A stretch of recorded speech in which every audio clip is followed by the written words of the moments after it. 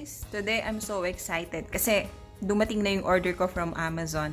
Nag-order ako ng portable washing machine. Actually, marami akong pinagpilian, pero ang pinili ko yung may spin dryer at saka may washer na rin. Yung iba kasi for washing lang, walang dryer. Then, nung nakita ko to, sabi ko, eto na yung hinahanap ko. Pero nung dumating siya kanina, hindi ko na-expect na ganyan lang siya kaliit. Hindi naman ganyan literally, pero sobrang liit niya na hindi ko ma-imagine na ganun pala. May washing machine pala na ganito kaliit. Tapos, nung pinasok siya dito sa bahay, syempre, as per protocol, nilinis muna. Tapos, nung binuksan ko from the box, nagulat ako kasi halos kasing laki lang siya ng baby ko. Para talaga siyang toy. Literally mukha siyang toy na pwedeng paglaruan. Akala nga ng anak ko laruan eh. So, pinaglaruan niya, binuksan-buksan niya. Tapos, nung nakita ko yung buong features, hindi ko naman na kailangan basahin to. Kasi, self-explanatory naman. Napaka-convenient niya. So, papakita ko sa inyo later kung paano ko siya binuksan. Hanggang tuhod ko lang siya. So, ito yung brand niya. Ayan, NIKAI semi-automatic washing machine. Yan. Tapos, natin. Let's inspect the box. Twin tub washer, powerful big pulsator, wash mode selector, safety switch for spin tub and rest, proof plastic body, 80 watts, 150 watts, wash power, and carton dimension. Okay. Tan-tanan! Alright. See?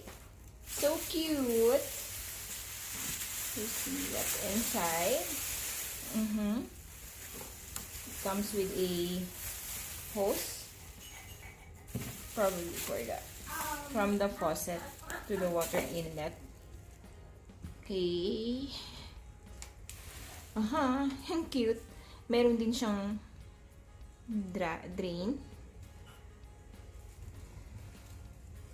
It's the same thing from the box.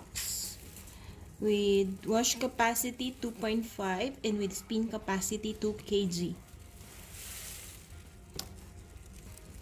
That's good. Now, we'll open here.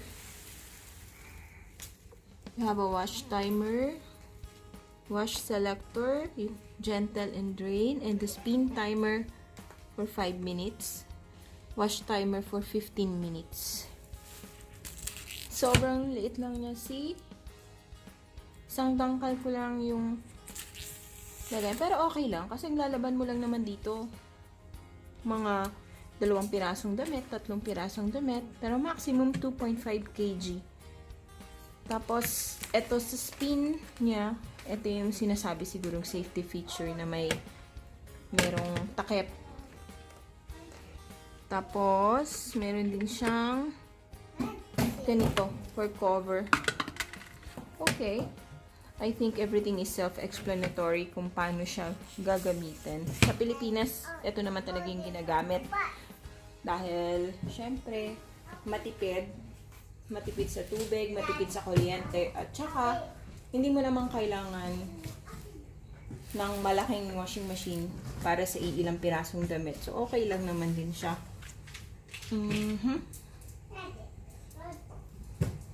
Okay. I think that's enough. Diba? Ang liit niya, ang cute. So, tingnan natin kung paano talaga siya gagana later.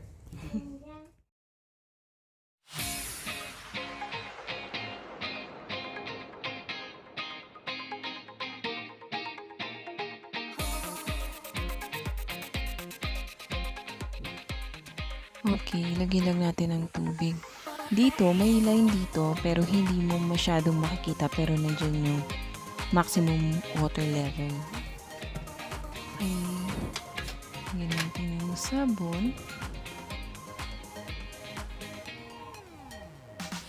Okay lang. Yan, pwede na yan.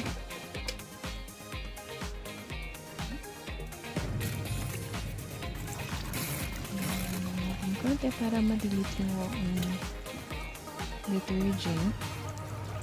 Tapos, lagyan natin kunwari itong mga sample lang, mga damit ng baby ko. And, actually, hiwalay ko talaga nilalaban ng mga damit ng baby. Tapos, nilalaban ko siya dun sa automatic washing machine ko na nakalagay sa baby care setting. Mukhang okay naman so far. Tahimik. Wala naman ako masyadong ibang unusual sound na naririnig. So, we'll see. Para sa akin, okay lang naman. Tapos, yan, kinunik ko lang siya dyan sa may lavatory light. Dahil nga maliit lang siya, kung pwede kong ilagay kung saan saan. Tapos, itong dryer. Try natin mag-spin. Yan. Ang sabi nga is, at eto na, tapos na po. Tingnan natin. Okay, konti lang naman. Wow. Wow, ang galing. Tuyo na siya. Hindi naman talaga yung tuyong-tuyo, pero mas tuyo siya kaysa sa pagka-dry dun sa automatic washing machine. So, para sa akin, okay to. Ang galing. Nakakatuwa. Pwede mo na siyang insampay at hindi na magtatagal, matutuyo agad. Ang galing. So, ito na nga po. Dito na po nagtatapos ang ating unboxing and review sa mini washing machine na to. Overall, masasabi ko lang, it's really worth the money. Kasi, first of all, hindi naman po siya ganun kamahal. Secondly, sobrang makakatipid po talaga kayo in terms of utility sa tubig at saka sa kuryente kasi hindi mo naman kailangan ng maraming tubig para lang malabhan ang konting garments na kailangan mong labhan. Tapos sa kuryente naman kasi sandali mo lang siyang lalabhan. And then sa space, napaka dali niya pong store kahit saan. Tapos hindi po siya kumakain ng napakalaking space. Very convenient po siyang gamitin, lalo na doon sa tulad namin na merong maliit na space lang at wala kami talagang provision for any laundry room. So, ito is really perfect for me. Ito naman po talaga ginagamit ko lang talaga dun sa mga garments na kinakailangan i-separate. Especially yung mga hospital scrub suits na ginagamit ko for work. Pati na rin yung mga damit na isinuot namin from outside na kinakailangan ihiwalay sa aming common household laundry. So far, okay naman po siya at saka wala naman akong nagiging problema. Pwede ko siyang ibabad dito na rin at the same time i-spin agad. So, mas alam kong nakakatipid ako. Thank you po for watching.